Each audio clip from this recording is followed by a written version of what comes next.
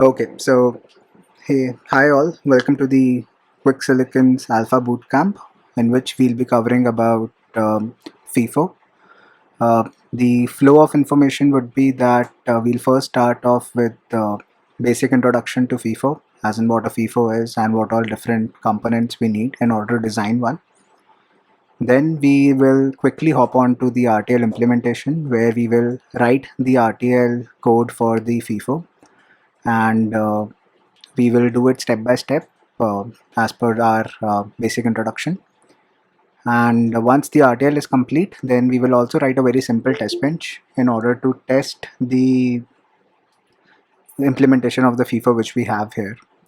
And if the time permits, we will then also look into the waveform which the test bench generates and ensure that the functionality of the FIFO is as per the way we wanted to implement the RTL.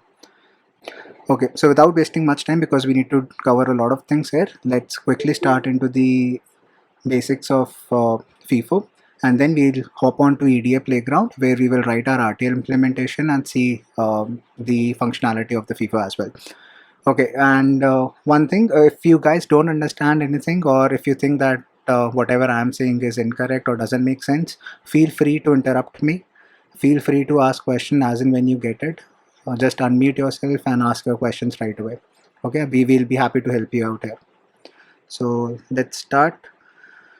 Okay, so a simple FIFO is basically a structure in which what happens is that, let's say you have request coming in from one of the masters.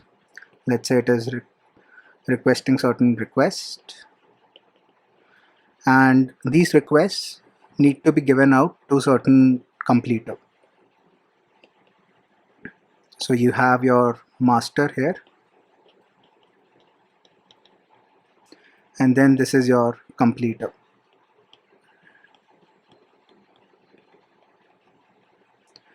And what happens is, let's say this request can be of a simple APB protocol, or even an AXI protocol for that matter. So what happens usually in systems like this, even if both the master and the completer are working in a same clock domain, it is possible that the completer needs to do a lot of things before it can actually send back a particular response to the particular request. If the system waits for the completer to complete its response and then send back the new request, it will basically slow down the entire performance.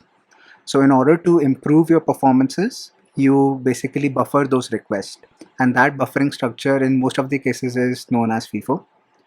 So we'll be covering the basics here. So let's assume that both are in the same clock domain, so there is no clock domain crossing happening, and we just need to buffer certain requests. That's what the whole aim here is for the FIFO. So what happens is that these requests, then they go into a structure where this structure is somewhat like this, and what happens is your master, it initiates request which will make its way to the structure or the FIFO here, and whenever your completer is able to process that particular transaction, or the completer has completed that particular transaction, it will pop out that request and give it to completer. So how this is helpful is because now your master is independent of the completer. No matter how long the completer takes, your master can issue back-to-back request until your this structure FIFO is full. So that is why it becomes very important to size your structure accordingly. So there are various FIFO size based questions which have been asked, and we've been also asking on our LinkedIn channel, where we give certain parameters saying that your master can write transactions for, let's say, 32 clocks, but within those 32 clocks your completer can only accept 8 transactions. So what should be the size of your FIFO be? So in that case, we said that the size would be 24 in order to allow your master to send back-to-back request without any back pressure. So that is the main role of your structure here. And in most of the modern SoCs or modern processors, the FIFO is the main functionality of FIFO is to buffer request, and that's how we use it. So what happens is it has various blocks which are addressed via two pointers. So you have two pointers. One is called the write pointer and the other one is called the read pointer. The write pointer is usually controlled by controlled via the master side of things. The one which wants to write into the FIFO, that is what controls the write pointer. And let's say this is your write pointer. And the read pointer is based upon how frequently your completer can read from the FIFO. Along with that, there are certain other signals as well. One is called a push and the other one is called a pop. So a push is basically whenever your master initiates a request. So whenever your master initiates a request, that particular request will get written into the location of your write pointer, which is basically here. So let's assume that this happens right now. So your request would get stored here, and it will have certain data and certain payload associated with it. And consequently, when your push happens, your write pointer will move on to the next location. So your write pointer would get incremented and move to this particular location. Then similarly, your read pointer, let's assume that your read pointer is currently here. So whenever your pop happens, so whenever you get a pop from the completer's end, it will pop out the data which is present in your FIFO, which is basically this data. It will pop out and go to the completer. The completer would process this transaction, do what is it's needed to do, and then send back the response accordingly. So this is how your FIFO usually works, and in a very basic terminology, this is what you need to understand in order to implement a FIFO. So there are certain more things related to that when does your FIFO becomes full, when is it empty. So the empty one is pretty straightforward. Like right out of reset, we would assume that our FIFO is empty because we do not have any data which is being processed currently in the FIFO out of reset. And whenever the reset happens, you can assume that your empty flag would be asserted. Your full is a case when your when your write pointer has written to all the different locations of the FIFO. So that particularly means that you have data in every location. That is, this is also full, this is also full, and none of the data has been read. So in that case, you would consider your FIFO as full. We will look into how we actually generate the full and empty flags when we are actually writing the RTL implementation. But to give an overview, this is how the particular FIFO looks like, and this is how the FIFO is supposed to work. So with this, we will actually try to start building upon the RTL and see how we can actually implement this FIFO using whatever information we have discussed right now. So if you have any questions around this, feel free to ask. Otherwise, we'll move on to the RTL implementation. Okay, so let's quickly look into the RTL implementation then. And the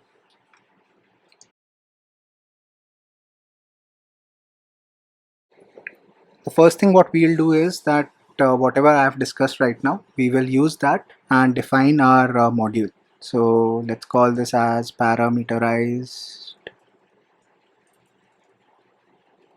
FIFO. Yeah, tell me. Sir, FIFO is acting like a buffer, like taking the data in and giving the data out based on write and read pointer. Correct, yeah. So, yeah, so why can't we use a normal deep flip-flop? I mean, we can 32-bit or 64-bit, we can increase, right? Yeah, so why only?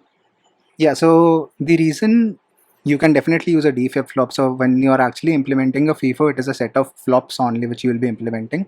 But in order to access those flops correctly, such that your the data which was pushed into the FIFO first, that is the data which gets popped out first, you need those pointers. Otherwise, you will run into issues without having those pointers. That is, you will give out data from any of the entries, which will not, make sense. So if you look, Okay, sir. yeah, once I start the RTL implementation, the buffer which I mentioned, right, that would be a set of D flip-flops only. So, but the entire data around that FIFO is actually useful because that would help you implement the first in and first out terminology which we just discussed. Okay, so since it is a parameterized module, we will have certain input parameters to our FIFO. So let's call these parameters as data underscore w, which is basically the width of each entry within a FIFO, and let's assume it to be 8 bits wide by default. And the second parameter which we are interested is the depth of the FIFO. Let's assume that the depth is by default equal to 4. So our FIFO would be basically, it would contain a byte of data on every entry, and it would have 4 such entries, which means it can store 32 bytes of data. Sorry, 4 bytes of data. And similarly, we have the other input and output. So since we need to implement certain sequential logic, we will have clock or reset, and then the signals which we had discussed. One was the push, and the other one was the push data which we have. So this push data would simply be data underscore w times wide, and so this is what your push interface would look like. Similarly, you will have your pop interface where you get the input as pop, and whenever you get the pop, you would output the data stored in your FIFO, which would again be data underscore w times wide. So this would be your pop data underscore o. And finally, we will have two different flags which we discuss. Those would be your full flag and your empty flag.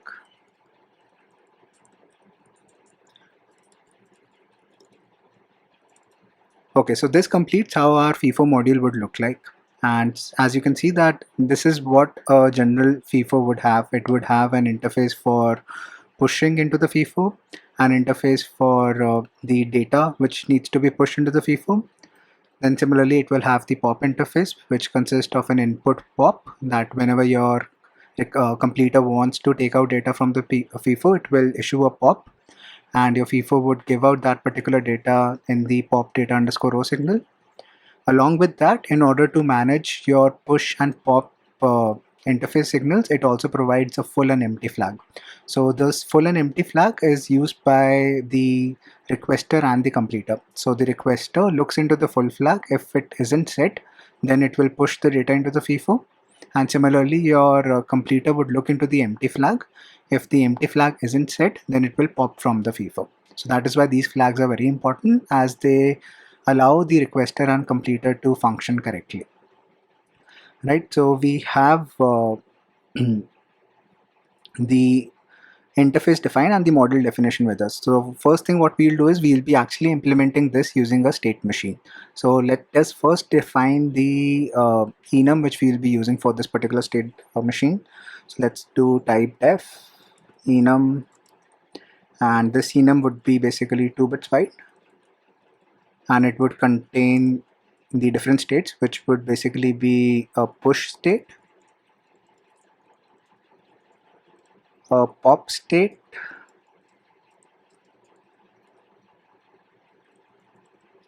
and a state where both push and pop can happen. So let's call it st both.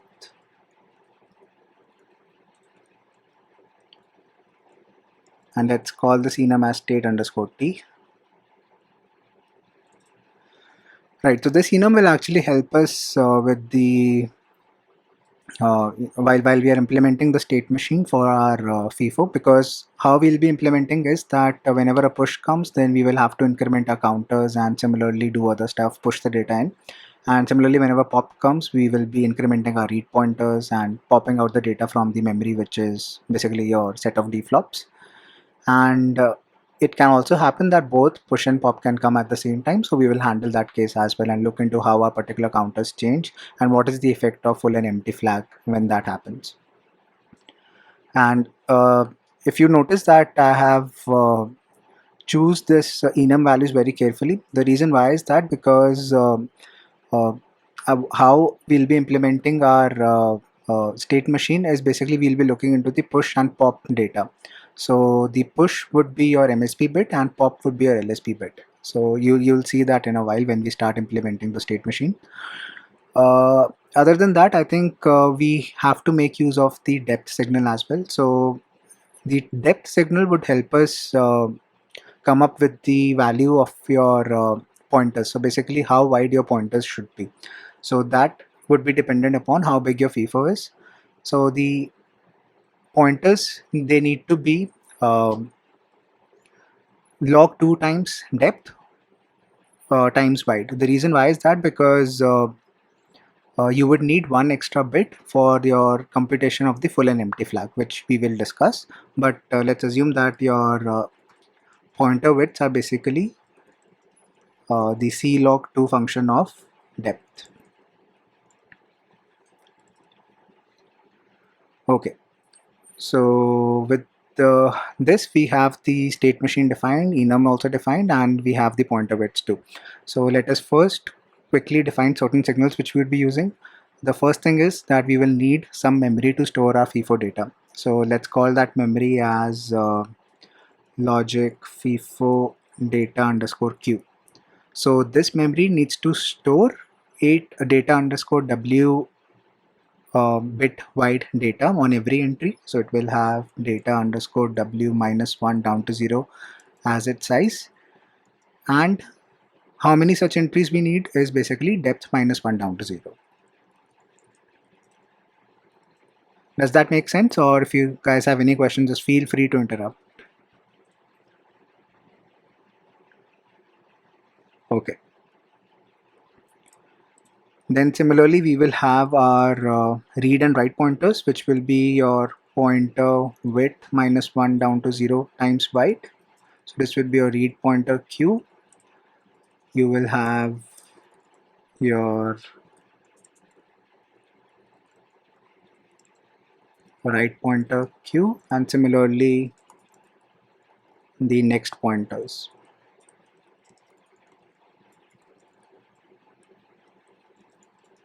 Oops.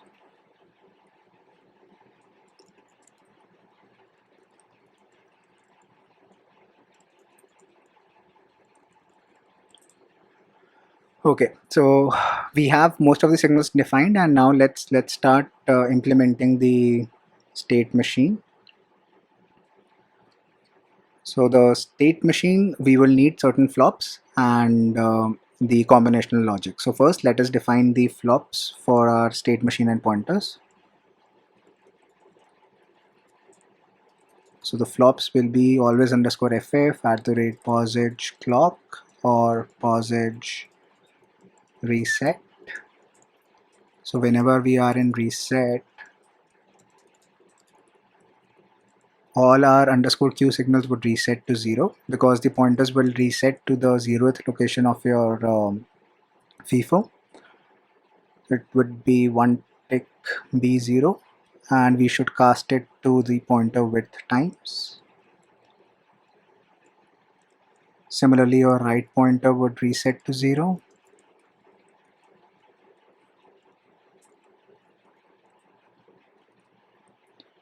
And whenever we are not in reset, then what we should do is your read pointer should be driven to your next read pointer value, and your right pointer should also be driven to your next right pointer value. We will see how we will calculate the next read and write pointers. So let us now implement the pointer logic for push and pop.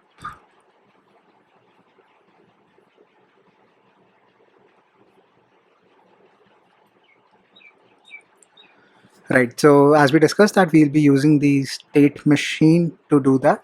So let us have always underscore comp begin end. Then we have the case and end case. Okay. So like I mentioned, the case statement would be dependent on how we have actually defined these states. That is, your push state is basically to tick B10, pop state is to tick B01, and both is basically to tick B11, which means that the case here should be your concatenated vector of push and pop signals. So it will simply become push underscore I concatenated with pop underscore I. So this gives you a 2-bit signal with push as MSB and pop as LSB. And then you will have your 3 different states here: state push, state pop, state both. And just to be safe, we will have our default state as well.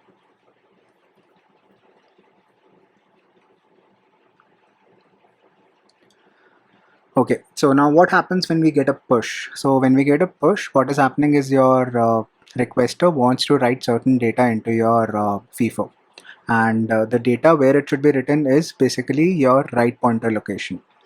So let's try to come up with that logic. Let's add begin and end for every state, and whenever we get a push, your data which would be written into your FIFO, let's call the signal as next FIFO data.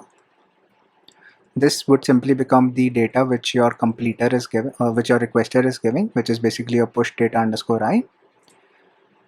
And now we need to manipulate up pointers, because what happens is that in this particular cycle we are pushing certain data to our FIFO, which means your right pointer should get incremented by 1 whenever this happens.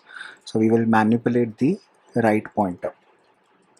Now the interesting scenario here is that what happens if your right pointer is at the terminal location where your FIFO basically ends, basically the location which is pointed by depth -1. So whenever your right pointer is at that particular location, it should reset to a value of 0, and then start counting from that. The reason why we need to handle that case specifically is because if your depth isn't a number which is a power of 2, you will run into this issue, because what will happen is, let's say your FIFO depth was equal to 6 and your right pointer would basically be equal to 5, which in binary is basically given as 0 tick B 0101. And whenever this happens, that your right pointer was equal to 5, and if you simply incremented it, your right pointer would become equal to 6, which would be incorrect, because it should have become equal to 0, since your FIFO was only 6 deep wide. So whenever your right pointer becomes 5, you would want to reset it and again start from counting 0. So that is why we will need to handle that case here as well. So that case is simply your right pointer Q, if it is equal to your depth -1, then that is the case where your right pointer, next right pointer should be reset to all zeros. So basically we will have 1 tick B0 and cast it to pointer width, and if we are not in that, or if the right pointer is not equal to depth -1, then your next right pointer is simply the current right pointer plus 1 tick B1, and this should again be pointer underscore W times the width of this should be pointer underscore W. Right, so this is how your push state will look like. So I'll quickly go through it again. We take in the data which we get from the requester and put it into a signal called next FIFO data. So we haven't yet defined the signal, so let's quickly define that. So this signal would basically be your data underscore w times wide, and it will be your next FIFO data. And this is the signal which will go into the location pointed by your right pointer. So we will add logic for that as well. Um, then what happens is uh, you would want to increment your right pointer. So that increment is based upon where your current right pointer is. If it is equal to your if the right pointer is equal to the depth minus 1 location, then it will get reset to 0. The reason why we want to handle that case is for the cases when your FIFO's depth is not a power of 2. And if it is not equal to depth minus 1, then we simply increment the right pointer by 1. So this looks straightforward, and that is how the push state is implemented. Let us first implement the flops for storing the next FIFO data before going into pop and the both states. So your next FIFO data would have certain, let's call this as flops for FIFO data. This would simply be always underscore ff at the rate pausage clock. Now we do not need to consider reset for data because we will be only reading from the FIFO if the FIFO isn't empty, and the location which will be pointed by the read pointer would always have certain valid data. That is why you do not need to reset your data signals within the FIFO.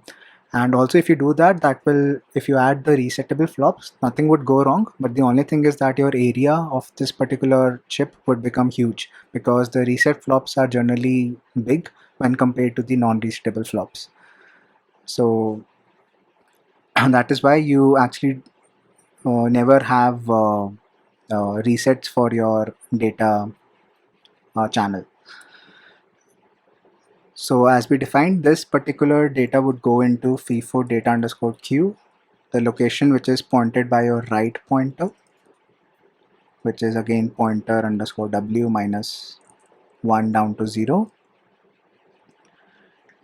And we will have the non-blocking assignment here where the data is your next FIFO data.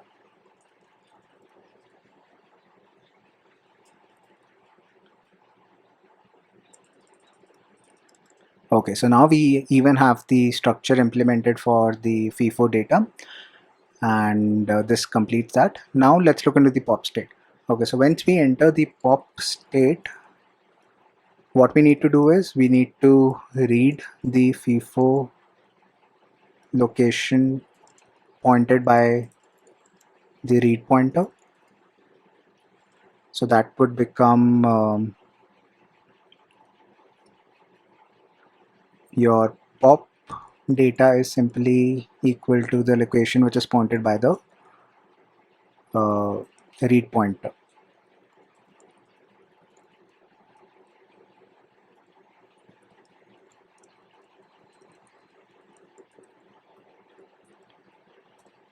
And next we need to manipulate the read pointer, because once you have read this particular location, your read pointer would again increment to the next location. And similar to the case for write, that if your read pointer is at the depth minus 1 location, your next read pointer would become all zeros, and if it is not at depth minus 1, it will increment by 1, and that would form your next read pointer. So we can actually copy this code here and use the same thing.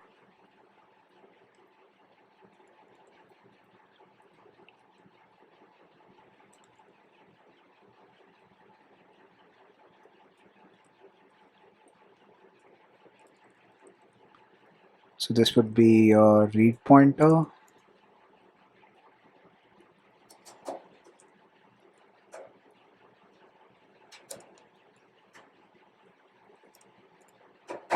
Okay, so this completes your push and the pop state. This pop data is again not defined, so let's quickly define that. Your pop data would be data underscore W minus 1 times wide, and basically we will have our output assignments here where we can assign pop data O is equal to pop data. Okay. Now for the case when both push and pop happens, what should what should happen is that your both the read as well as the write pointers would get incremented by 1, and you would also be giving back the data which is currently stored in your read pointers location, and the next FIFO data would be the push data which is given in. So basically whatever we have coded in the push and the pop state, we again need to write everything back here because both of these things would be happening simultaneously. And we will not run into any issues here because your read pointer and write pointer would be behaving appropriately. That is, your write pointer would always be ahead of your read pointer, so that the next valid location would only get written to the new data, and the current location would be read by the read pointer. Even if your read pointer and write pointers are pointing to the same location, what will happen is that your write would take one cycle to complete. So what that means is that your read pointer would read the data which is stored currently in the current location, and then the write pointer write data would get implemented on the next clock cycle. So in this way we will also not miss any data if both your read pointer and write pointers are pointing to the same location too. So let's quickly add this particular logic again. We will have begin end and your next FIFO data. So everything comes here.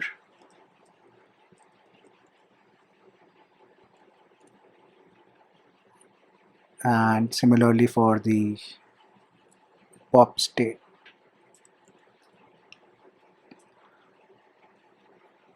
Cool. So this implements the both state as well. Now for the default state, so whenever if we enter the default state, let's say one of our signals becomes unknown, so we will enter the default state, or if anything goes wrong within the chip and we are made to enter the default state, then what should happen is basically we should not change anything here. So your next FIFO data should basically be the current data pointed by your write pointer.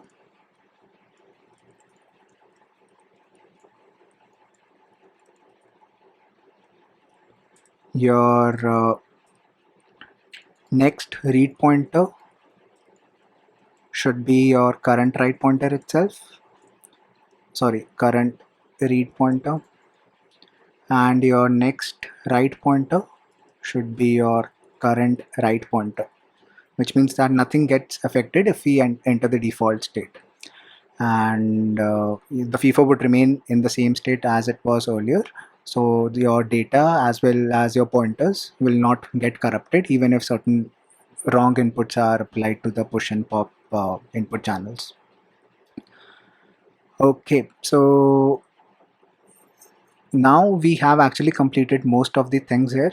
The only part which is left is how would you so yeah, it is good to have default values here as well. So your next FIFO data should always be your current FIFO data.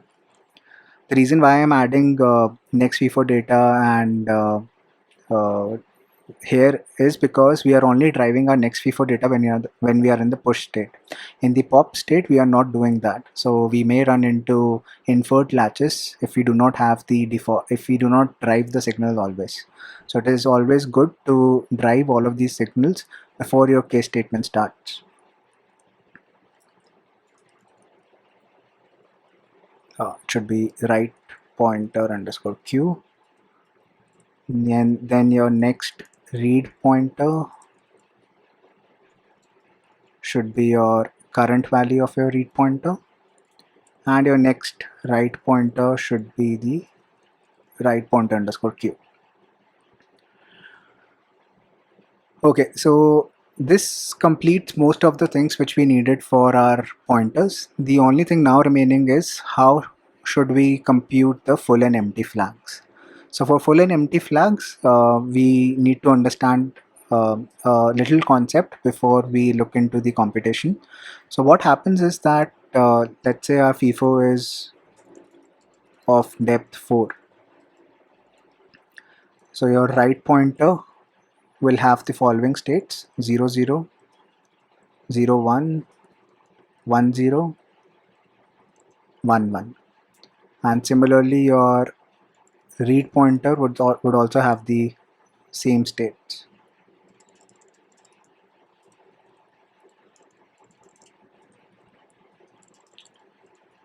Now the difficulty arises that how would you know that your FIFO is currently empty or full?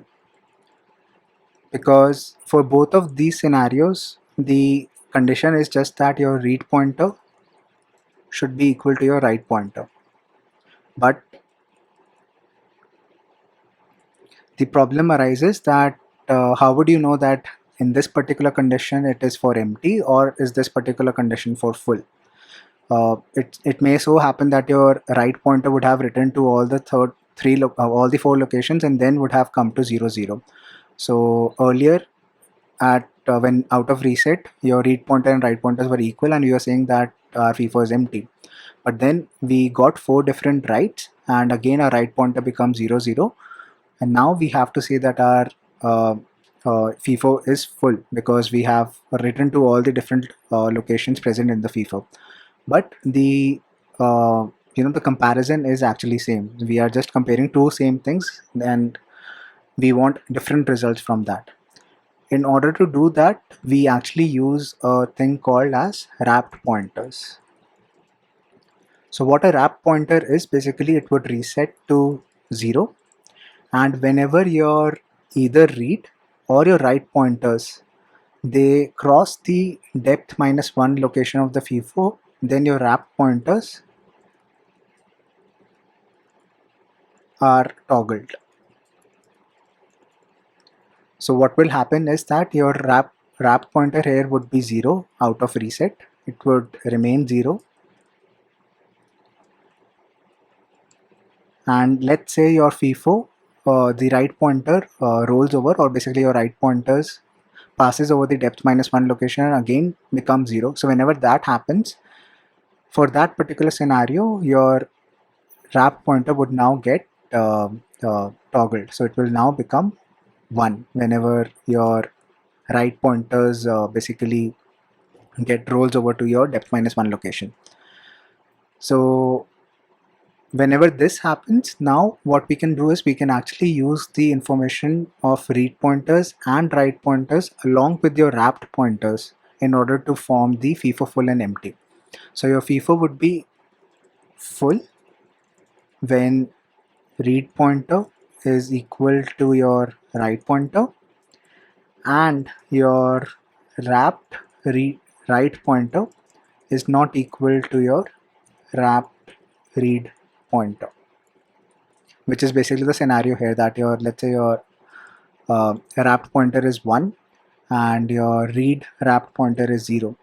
So this is the scenario where your FIFO is basically full because your write would have written to all the locations, which would have then toggled your wrapped pointer, and the comparison would now become equal to the full comparison basically which we needed.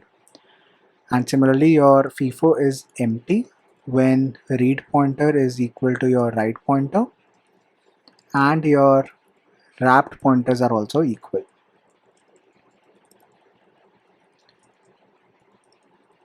So this is how you can actually um, you know generate your full and empty flags, and you would have the wrapped pointer information in order to differentiate between these two comparisons which we are doing. Okay, so let's add the logic for your wrapped pointers as well. We will have logic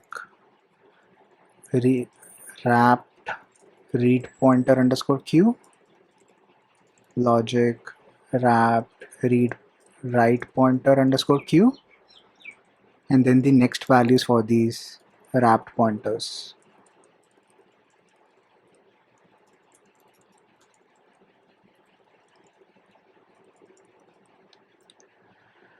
And the flops would mean that your wrapped read pointer, as I mentioned, it will reset to 0.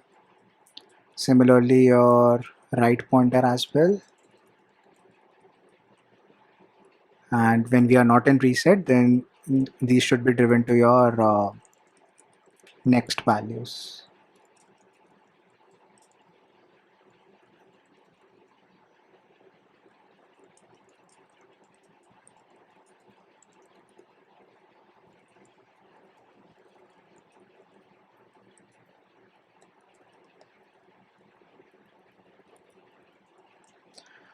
Okay.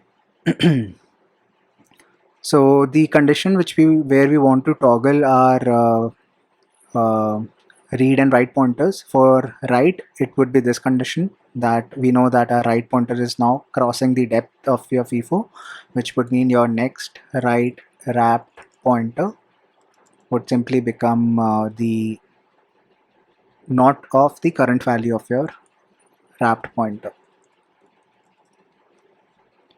And similarly for read, it would happen here. Your next read wrapped pointer would be not of your current read wrapped pointer. I think it is called as wrapped read, or yeah.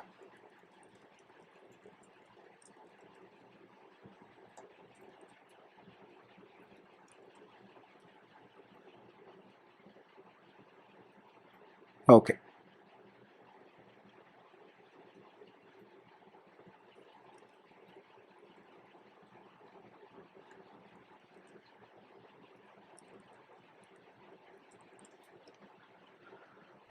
Okay, and we need to add the logic for the case when both push and pop also happens, because at that time also your read and write pointers can get rolled over.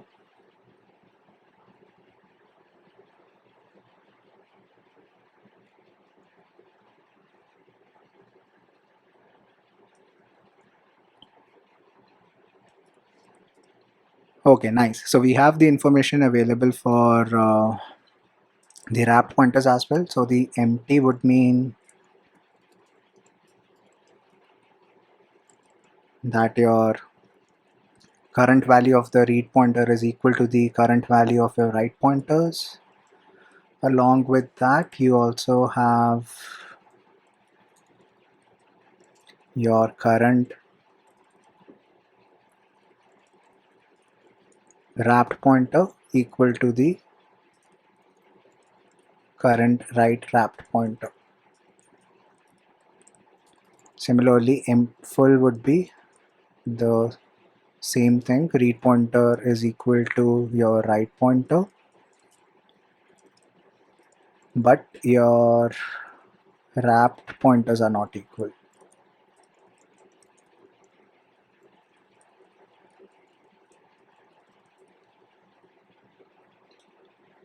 Okay, so now we just need to drive the output. That would be full underscore o is equal to full.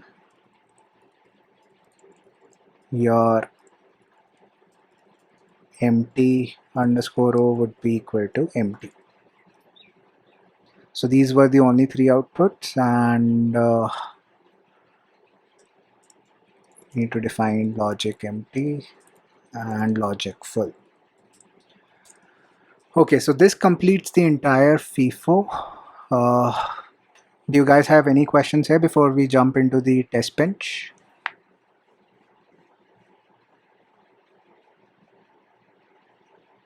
If anything which isn't clear to you, or if anything which is confusing, feel free to ask. Hello. Yeah. Yeah. Hi. Hi. So basically, I have a question here. So in the next read wrap pointer or next write wrap pointer, right? Yeah. So we have toggled it when we are basically wrapping it up, right? The Yeah. right pointer is basically converted. Correct. But when there is no condition here to convert it to again 0. Yeah, we don't need to do that, right? Because the reset point during reset, your wrapped right pointer cube would get reset to 0, right? So whenever So that will be the first instance, right? Correct, So let's say for the first time we have wrapped around. Correct. And then the right pointer again moves to the first pointer. Correct. Zeroth location. Yeah. From the 0th position to the first location, basically. Correct. So at that point also the next right wrap pointer should be toggled to 0, right? No. So basically what happens is your your next right wrap pointer is basically one signal for all the entries, right?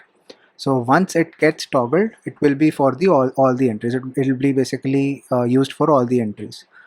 So let's say that on reset, this would be equal to 0. Agreed? Then your right pointer wraps that it overflows the depth minus 1 location. So your next wrapped pointer becomes 1 now. It will remain 1 until we again come back to the depth minus 1 location, and once we again wrap. So let's say the right pointer again wraps. So when that happens, your next wrapped pointer would now be 0 because we have the not here. And we will only enter this case whenever we get whenever the right pointer is at depth minus 1. Otherwise, we should drive it to the default values. So next right, what is next wrapped right pointer is equal to the current value of the wrapped right pointer, and your next wrapped read pointer is also equal to the current value of your wrapped read Okay, so pointer. in this case, there is another question. Go ahead. Let's say the right pointer wrapped around and it reaches to the 0th position first for the first time. Okay. Then it will mean the next wrap pointer will be 1. Correct.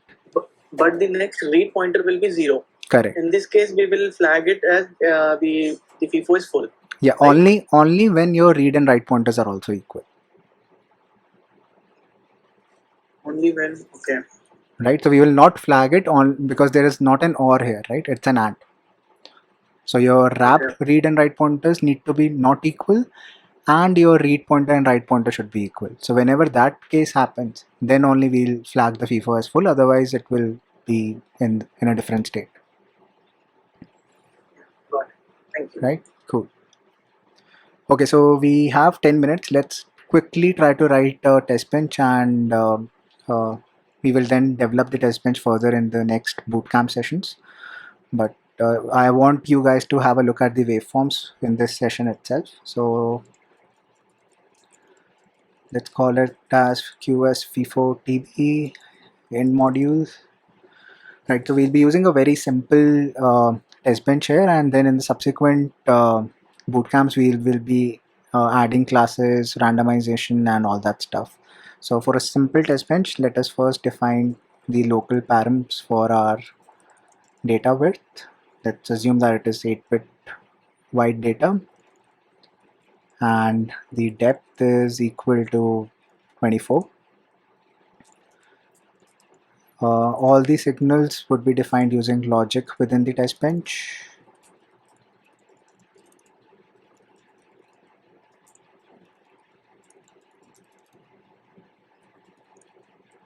This would be data underscore w minus 1 down to 0, push data underscore I,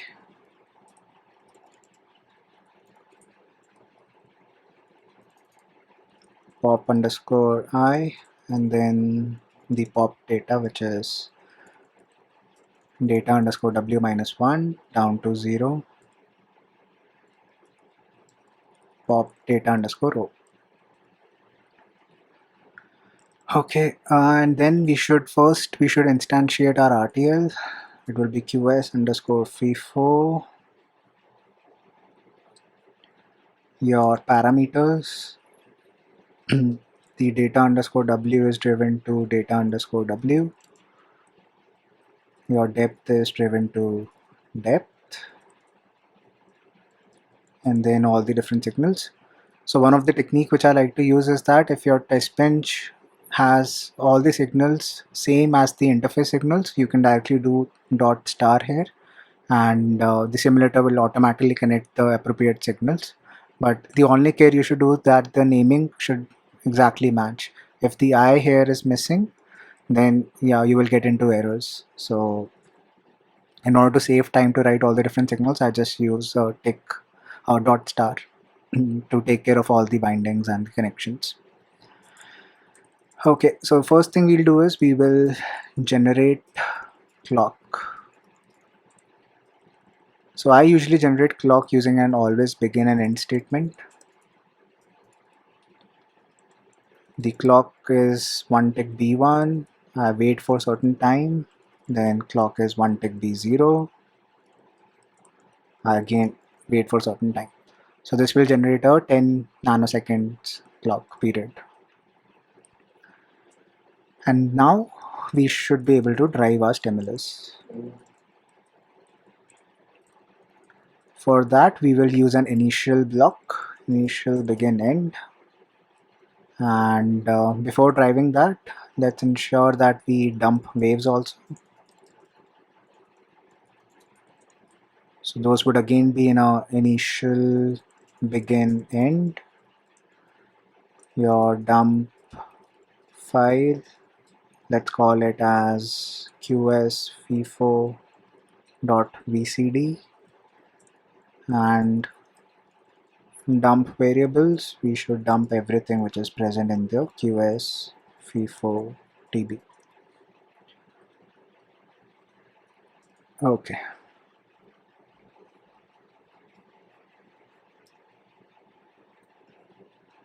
Okay, so now let's begin with our stimulus. Right, so the first thing we'll do is we'll start off with reset being high, since we are using our active high reset. So your reset is 1 tick B1 during the start of the simulation. And let's also ensure that all the different signals have a reset value. Push data anyway can be X, because we are ensuring that the control signal, which is push underscore I, is equal to 1 tick B0. So we don't really want to drive our push data signal here. And let's remain in reset for 2 cycles.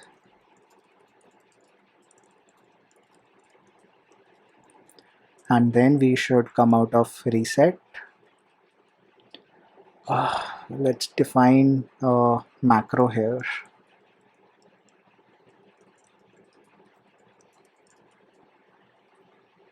Okay, now let's wait for a cycle, and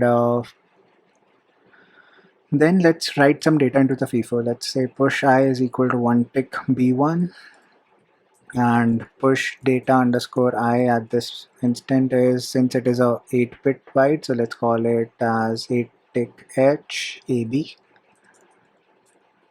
Let's wait for a clock and read it back. Pop I is equal to 1 tick B1, push I is equal to 1 tick B0, push data underscore I is equal to, let's call it tick X, 8 tick,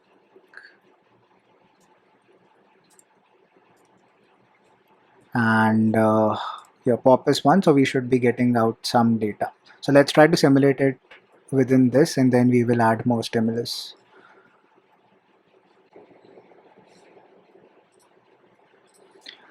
Okay. Yeah. So do you think we'll run into, yeah, we did run into a lot of issues. So what is this line design 66? It says next wrapped right pointer is not defined. So line 66, next, what does it say? Next wrapped right pointer. I think the name was next right wrap pointer. Thank you.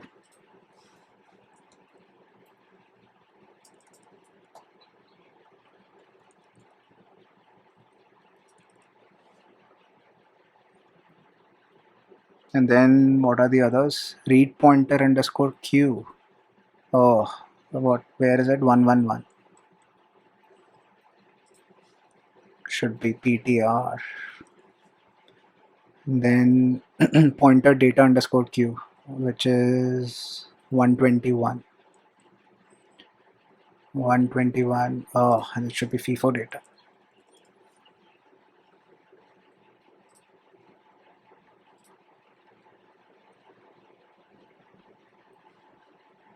Line 282.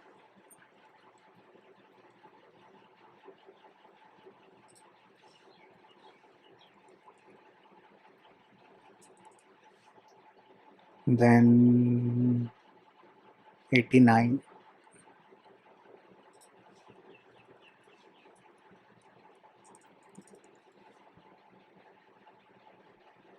Then 93.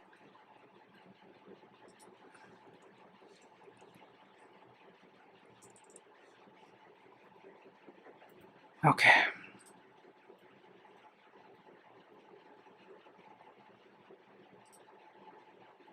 Line 122.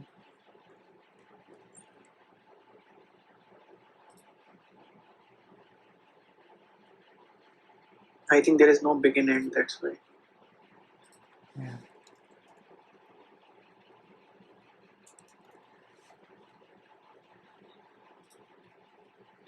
So test bench bracket. Yeah, which one? 14 QS54. When one bracket was open and it was not closed. Yeah. Thank you.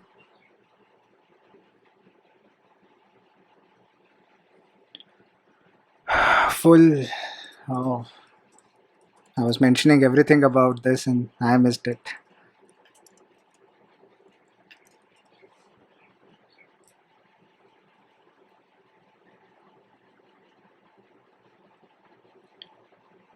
Missing instance name. Oh, you guys should have helped me here, man.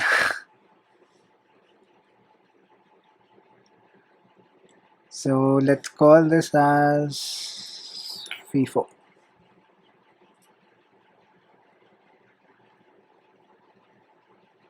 Finally. But yeah, we need to have dollar finish here.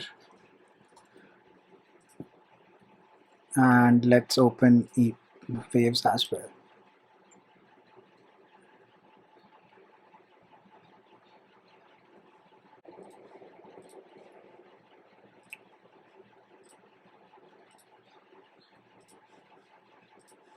Okay, so we have clock. Let's put reset first. Your push data, pop, and the pop data.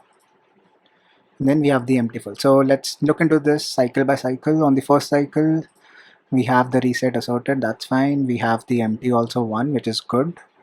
We continue to remain in reset for 2 cycles as per the stimulus. Then the reset goes low. We have still the empty assorted. There is nothing to be pushed or nothing to be popped because both push and pop are 0. On the next cycle, we get the push underscore I asserted and we get the data as AB, but somehow the waveform is not coming up. So let's add one more clock here. Let's say repeat 1 second.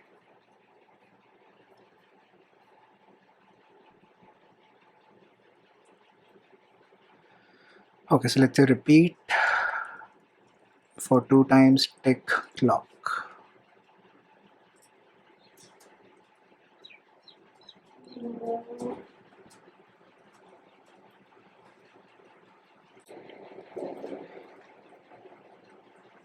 It messes up the signals again. Push data, pop data, and then the empty and full. Okay, so we were here, we got certain push, but the push data remains 1, and when we do a pop, we... Okay, sorry, this is the push, right? Yeah, so we get a push here, it says AB, and on the next cycle push goes low, we get a pop, and the data which is popped is again AB, which means correct.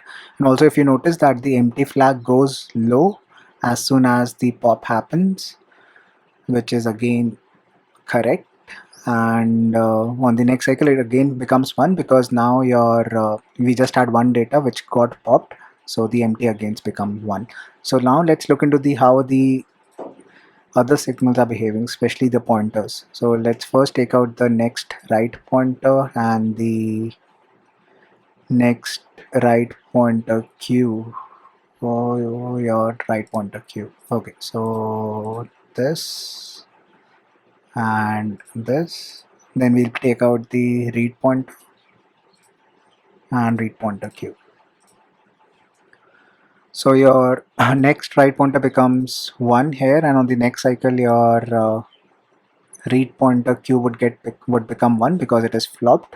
So it will take a cycle to get incremented, and when that happens, your Right pointer q, which is 1 here, is not equal to your read pointer q because it is 0.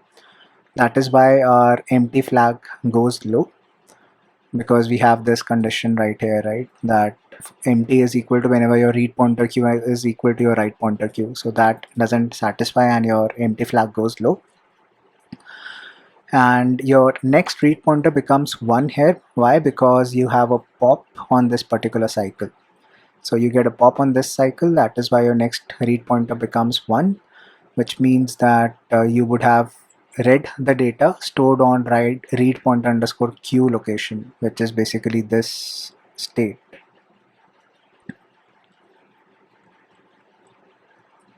And yeah, so you would have read the data from read pointer underscore q, which was 0, you and would have given out on the same cycle, which is what we see. We get the data as soon as the pop is seen, and your read pointer becomes 1 on the next cycle. But the stimulus is incorrect here. We are still asserting pop. That is why we again, increment our read pointer here, which doesn't sound correct. So what we should do is we should make our pop equal to 0 here. And now run it. So one question here. Yeah. So on this only. Mhm. So we are basically asserting the pop again, right? Right. Even when we have no data available. Right. So in that case, the FIFO design should be shouldn't it take care of that case when the FIFO is empty? It shouldn't increase any pointers and shouldn't go further. So the general idea here is that we are giving out full and empty flags as an output from our FIFO, right? So Yeah. the idea here is that the requester should take care the FIFO full condition, and it should not drive data on the push interface whenever your full flag is asserted. And your completer, which is basically reading from the FIFO, it should not drive data into your should not read data from your FIFO when your empty flag is asserted. Now the reason why this is helpful is because, let's say you have a case where you would want, that your uh, requester and completer works in a particular timing relationship. That is, you within 4 cycles you will always get one read from your completer, but you're not sure when that particular read comes. So it may happen that your FIFO is getting full on this particular instance when you are pushing into it, and you're also popping a data. In that scenario, your full and empty conditions becomes easy, where your requester and completer can simply ignore that because of the timing relationship. If we handle that within our FIFO, then we will not be able to take care of this situation correctly, because when we'll say that a full is asserted and we are still getting an input data, then we will not do anything, or we will just block it off. That causes some performance impact. So that is why it is generally recommended that your full and empty should be handled by the requester and the completer which is operating. Okay, so in the the actual designs as well, it is the case. Yeah, so the designs which I have worked on, I have seen that it is the case that full and empty is basically both of these flags are given as outputs, and it is the responsibility of how you particularly connect that. But your FIFO designs, they usually have an assertion saying that if the FIFO was empty and you got a pop, then the entire simulation fails, saying that it is not expected, but it is not even handled in the design. So your design doesn't handle it, but it gives an assertion error if something like this happens. So you'll never run into problems where the logic is incorrectly connected. Okay. Yeah. Any other question?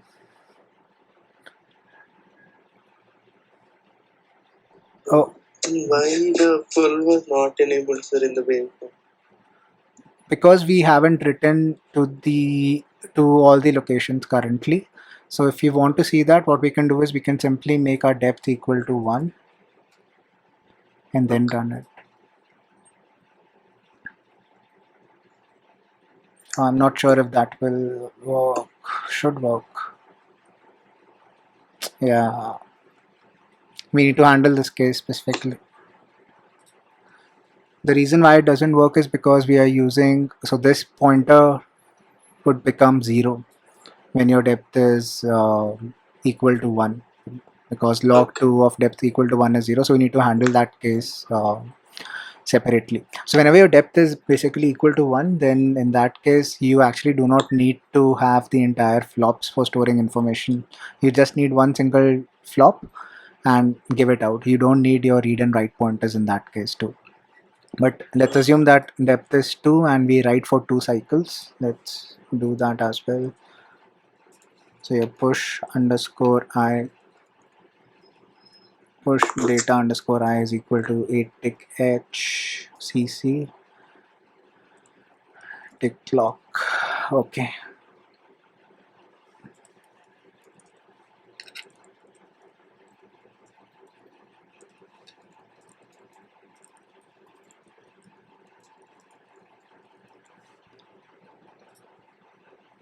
So now I think the full flag should be assorted. Yeah.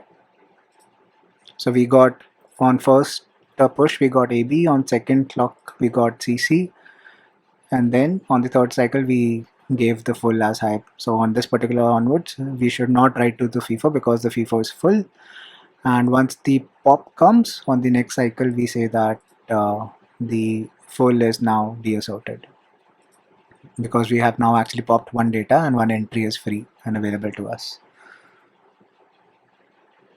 Right. So Okay. yeah. So any other questions? So I think I will be stopping it here. And if you guys liked it, do let yeah, just comment on the WhatsApp group. I'll get to know through someone. And if you guys need more of these boot camps, we would be happy to do that. And we'll do it mostly on the weekends. And yeah, let us know if you guys want more of these sessions. Any other question before we wrap it off? Yeah, no questions, but it was a very good session. Thank you. Okay, so yeah, if you guys are interested and if we get a positive response, then we will probably, build upon this test bench. So this is a very basic test bench. In the next bootcamp, if it happens, then we will add more stuff to it. We will first add certain checking mechanisms to it. And after that, we will include your classic system Verilog based test bench, which includes monitor, um, drivers, scoreboard, and stuff like that. And we will be coding it like the way we did, because we believe that it is best if it is coded out, and then only using your waveforms and the RTL and as well as the test bench you get to learn more, because there are many things which you missed if it is just simple theory. So one more question. Sure. So can we also do it on the ADA playground?